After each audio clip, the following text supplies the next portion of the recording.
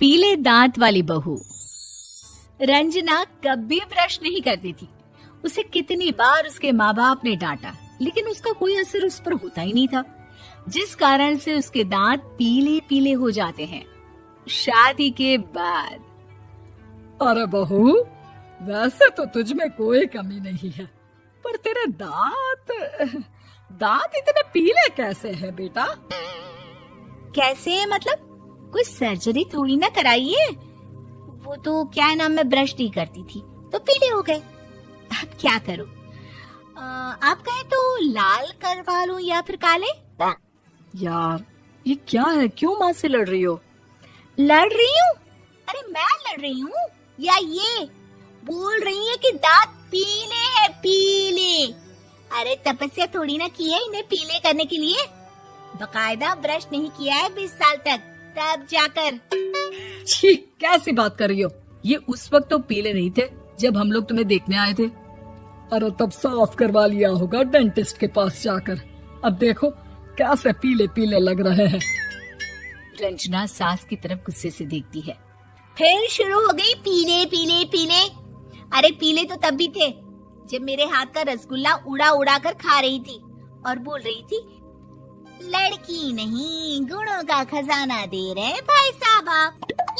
खैर, अब वो लोग करते भी तो क्या करते, पीले दांत वाली बहू पल्ले पड़ी थी तो झेलना तो था ही। एक दिन कीर्तन में रंजना गाना गा रही थी।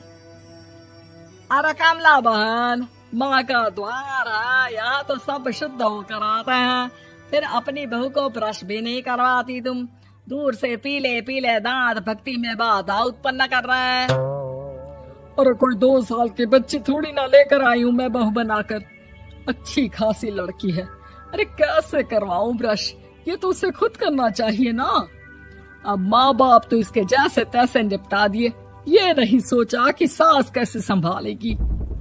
सास बहू को लेकर घर आ जाती है, लेकिन सोच लेती है कि अब इसे लेकर कहीं नहीं जाएगी।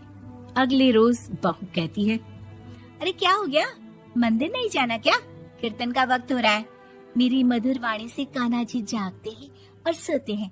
आप तो जानती है ना उनकी भक्ति में कितना मन लगता है मेरा। वो क्या है ना, तबीयत ठीक नहीं लग रही है मेरी, आराम करूंगी मैं। तबीयत ठीक नहीं लग रही? अभी तो मिथुन के गाने पर नाच रही थी आप, और अब बोल रही है कि तबीयत ठीक नहीं लग रही। अरे भक्ति में मन लगा लो सासू माँ, ऊपर जाना है, क्या मुंह दिखाओगी आप? हाँ? सास को बहू की बात पर गुस्सा आ जाता है। मैं क्या मुंह दिखाऊंगी, इसकी चिंता तो ना कर, समझी? अपने मुंह की चिंता कर, जो ये पीले पीले दांत लेकर हर जगह पहुंच जाती है। पता है लोग कितना मजाक बनाते हैं। ना जी ना, मैं नहीं जाना कहीं तेरे साथ। तो ये बात है। कोई ना, मत जाओ, मैं अपने कमरे में ही बैठकर भक्ति कर लूंगी। ऊपर वाला दांत थोड़ी ना देखता है, मन देखता है, भावना देखता है। और अरे बस बस, तू सब कुछ दिखा, बस ये सफेद चमकदार दांत ना दिखाना किसी को, है?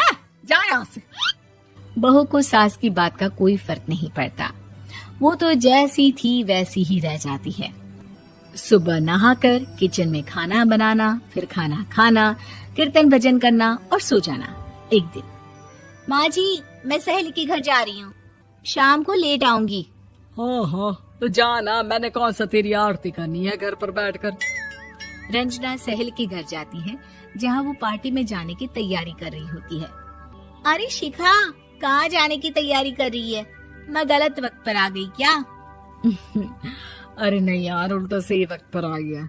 मैंने ये साड़ी और ज्वेलरी निकाली है यार, शाम को इनके ऑफिस की एक पार्टी में जाना है। बताना कैसा लग रहा है ये सब? नहीं यार, इस ड्रेस के साथ तो वो वाली ज्वेलरी अच्छी लगेगी। हाँ हाँ सही बोल रही है, मैंने ध्यान ही नहीं दिया। वैसे तो हमेशा से मस्त फैशन सेंस रखती है। तो बड़ा जाती होगी ना पति के साथ पार्टी में। रंजना कुछ नहीं बोलती, बस सोचती है कि यार काश ये बात सही हो जाती, पर मैं क्यों नहीं जाती पार्टी में? क्या इन लोगों की कोई पार्टी होती नहीं होगी? रंजना घर आती है और रात में पति से सवाल करती है, एक बात बताइए, आप मुझे किसी पार्टी में क्यों नहीं ले जाते? क्या आपकी यहाँ ऑफिस में पार्टी नहीं होती? पति बेचारा क्या कहता कि दांत पीले